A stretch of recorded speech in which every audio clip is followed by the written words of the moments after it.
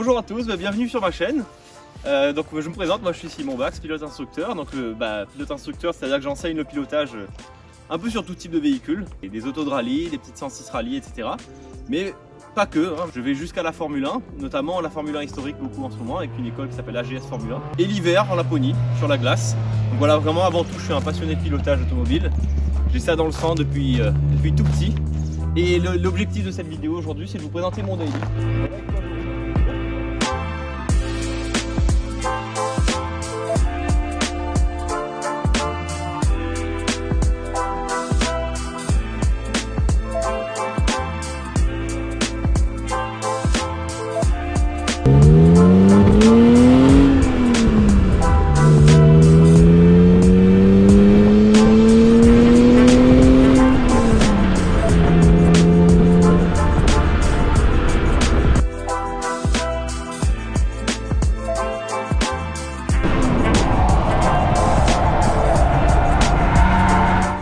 Il s'agit d'une BMW E12, donc la première génération de série 5. Et celle-ci, c'est le modèle 2 litres carburateur, donc 520. Vous voyez, vous allez voir plus tard, il n'y a pas de i ou quoi que ce soit, c'est 520 tout court. Allez, je vais commencer par vous présenter l'intérieur de ce véhicule.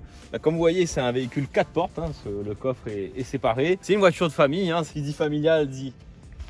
Voilà, on a des places à l'arrière. Je vais même m'y installer, comme ça vous avez une idée. Moi, je mesure un peu moins d'1m80, donc ma position de conduite est telle qu'elle là. On a un peu de place. C'est pas non plus une série de 5 d'aujourd'hui, mais c'est acceptable pour rouler tous les jours. Notamment que je suis jeune papa et j'emmène mon bébé ici avec son cosy. C'est très pratique. Passons à l'avant maintenant. Donc véhicule dans son jus à l'intérieur, vous allez voir, on n'est pas de toute fraîcheur. Et voici un peu à quoi ça ressemble. Donc on est sur une phase 2 ici. Les phases 1 étaient légèrement différentes, un peu plus de bois notamment sur les portes et les aérateurs différents. Donc un grand cerceau, bien entendu pas assisté, il s'agit d'une direction à boîtier, ce n'est pas une crémaillère, donc bon, la précision n'est pas toujours parfaite, mais honnêtement ça s'en sort bien, on va voir ça en dynamique tout à l'heure. Concernant la boîte de vitesse, bien entendu une boîte manuelle à 4 rapports uniquement, donc sur l'autoroute il faut s'attendre à écouter le 6 cylindres. Sur ce véhicule, ce qu'il y a d'assez extraordinaire je trouve pour l'époque, c'est qu'on a pas mal de réglages quand même à l'époque déjà. Bon, bien entendu avant, arrière, ça c'est très classique, vous avez le dossier. Mais ce qui est quand même fou, on peut même gérer l'inclinaison du siège en appuyant sur ce levier. Vous voyez, je peux m'incliner plus ou moins. Moi, je vais me remettre dans ma position. Je vais essayer de la retrouver en tout cas. Et, chose folle, complètement folle, pour les années 70, parce qu'on est sur une voiture de 1978 quand même, on peut même gérer la profondeur du volant. Même sur ma E36, j'ai une M3 E36 aussi, même sur ma E36, on peut pas faire ça. Donc je trouve ça vraiment génial. Vous voyez, je peux tirer plus ou moins mon volant. Bon, moi j'aime bien l'avoir proche, histoire d'être bien en contrôle. Après, bon, c'est assez rapide, hein. On n'a pas d'infotainment à vous présenter sur cette voiture. Une radio cassette, une antenne d'ailleurs télescopique. Tout ce qui est commande de ventilation ici. Pour allumer les feux, ça se passe ici. Comme vous voyez, c'est écrit en allemand. Pourtant, c'est bien un véhicule français qui a été immatriculé en France dans la région parisienne en 1978. Donc Licht, ça m'a permis d'appeler l'allemand. Ça veut dire light, lumière. Nebelhinten, c'est l'anti-brouillard arrière. Je ne sais pas dans quel ordre ça se traduit. Et après, vous avez tout décrit en allemand. Warm, kalt pour la température intérieure. Là, on fait rentrer de l'air de l'extérieur, le ventilateur, l'horloge, vraiment tout classique. Et bien entendu, sans oublier le cendrier indispensable dans les années 70. Et donc, en parlant de cendrier, dans les années 70, je pense que c'était la norme hein, de fumer. Et donc, chaque passager arrière avait son cendrier individuel dans la porte. On va passer ensuite au compartiment moteur pour continuer cette présentation. Donc ça se passe ici, assez classique, hein, sauf que ce qui n'est pas classique, c'est la façon dont s'ouvre le capot. Et donc voilà, ouverture très atypique de nos jours, le capot s'ouvre vers l'avant. Bon, c'est pas ce qu'il y a de plus pratique parfois pour travailler, mais vous voyez quand même qu'il y a beaucoup de place. C'est mon daily vraiment, je m'en sers tous les jours. Voilà, j'ai un autre véhicule plaisir, mais celle-ci c'est vraiment mon daily. Ça m'a appris à rouler doucement d'ailleurs. Ça c'est une très bonne chose parce que cette voiture on a plutôt envie de flâner. Donc voilà, donc un 6 cylindres en ligne, très classique, qui a une cylindrée de 2 litres, 1990 cm3 exactement. Carburateur 4 corps sous ce gros cache. Donc bon, bien sûr, la question fatidique de la consommation, c'est quelque chose qui revient souvent sur les véhicules aujourd'hui. Bon moi, avec une conduite un petit peu dynamique, mais bon, sans plus, hein, je suis à peu près à 11 litres au 100. Et donc, petite particularité de ce modèle, il s'agit d'une 520. Mais comme vous voyez, c'est une 520/6 parce qu'il a existé la version 4 cylindres sur la phase 1. Donc en carburateur également, qui développait il me semble 115 chevaux. Et donc les caractéristiques techniques de ce moteur, on a ici comme je vous le disais un 2 litres 6 cylindres qui développe 122 chevaux. Et bon, la voiture pèse quand même 1310 kg, c'est pas rien. Et donc 122 chevaux, bien entendu, ce n'est pas un foot de guerre, mais vous allez voir tout à l'heure qu'elle s'en sort pas si mal, malgré l'étagement de la boîte 4 rapports qui est un peu inadéquat, on va dire, sur les routes départementales de notre beau pays. Et donc 122 chevaux au régime de 6000 tours minute, et vous avez 16 mètres kg de coupe, 160 Nm à 4000 tours. Alors ça, aujourd'hui, c'est complètement ridicule, je dirais, parce que dans les années 70, c'était peut-être correct, mais aujourd'hui, avec le moins de petits moteurs qui est turbo, on a facilement du 200 Nm. Et donc pour commencer cet essai, ce que je vous propose, c'est de proposer à mon caméraman du jour qui est derrière la caméra là tout de suite, d'essayer mon véhicule, parce que c'est vrai que moi j'ai pris l'habitude de rouler à mode 70s, mais c'est pas le cas de mon ami qui roule avec une voiture de 2010, je crois, hein, ta voiture. C'est ça. Donc du coup voilà, j'aimerais bien avoir ton ressenti, tu me diras ce que tu en penses. Quelle sensation ça fait de rouler ces voitures là? Allez, c'est parti.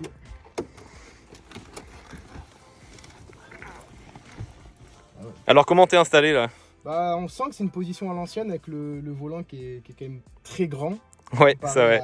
Et tu verras que tu en auras besoin pour manœuvrer. Et la position de conduite qui est très en arrière, très basse. Allons rouler hein. Allez, faisons ça.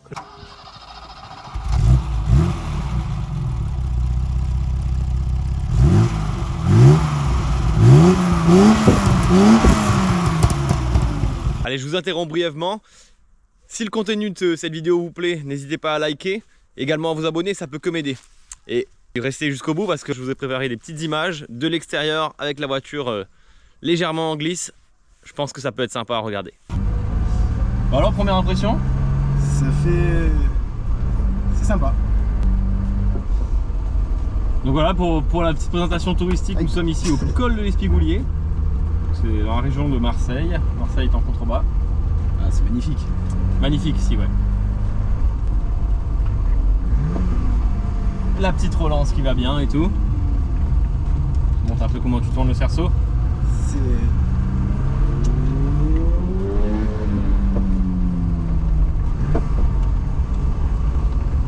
vrai que c'est... À part le frein, le frein, je pense ça va mettre un peu de temps à s'habituer. Par contre, la boîte et tout, c'est juste génial. La direction, alors, bien qu'elle manque de précision. Voilà, à savoir quand même que sur le... Ouais, voilà, ça ouais. À savoir que j'ai prévu là de faire ça début janvier. Une bonne réflexion de tout le train avant.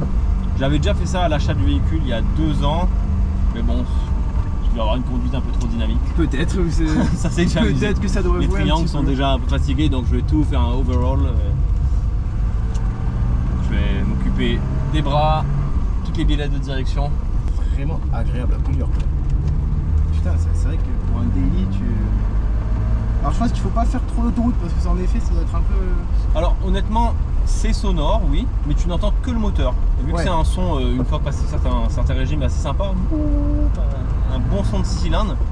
Il n'y a pas trop de bruit d'air extérieur pour une voiture de ces années-là. En tout cas, c'est quand même une série 5, c'est insonorisé, etc.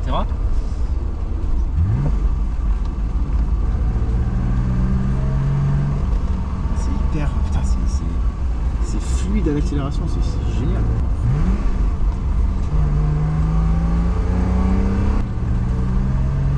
Et après, si tu veux la laisser chanter, tu peux, hein, ça prend 6000 tours. Ouais. Sans on va problème. attendre qu'elle chauffe un petit peu plus, elle n'est pas encore à mi-température. Ça met de la pluie. Ah, c'est dommage de ne pas en profiter avec une route comme ça. Alors c'est là sur le sec, est-ce que tu peux la faire glisser au gaz ou pas du tout? Non, au gaz, non. Alors tu auras la roue intérieure qui va patiner sur la ligne, il n'y a pas d'autobloquant. Mais au gaz, glisser réellement, enfin entamer une pseudo-glisse, oui, mais très vite, soit tu vas manquer de puissance, soit c'est la roue intérieure qui va cirer en fait.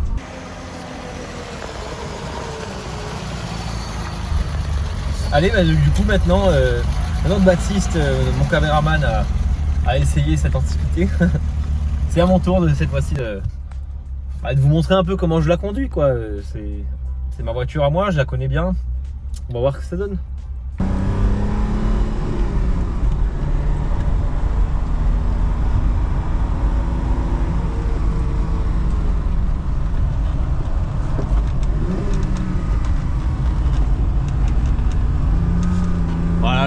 placer un peu sur les gaz. Comme on disait tout à l'heure, c'est pas forcément flagrant.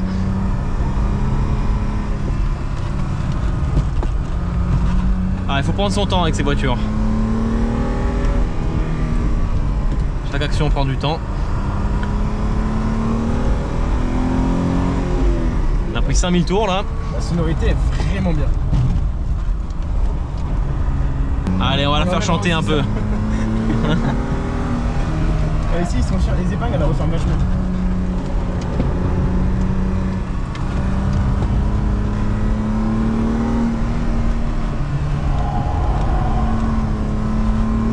Ah, ça se place pas mal. Ça se place pas mal. Ah, la route est un peu grasse. Mais bon, on n'est pas débordé par la puissance, ça va.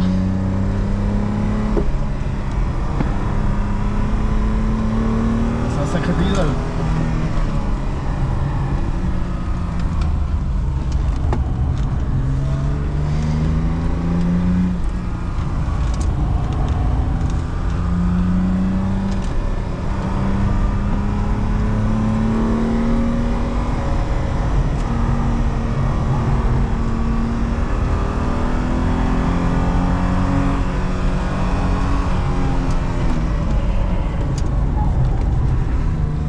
Sur les freins, elle se place quand même.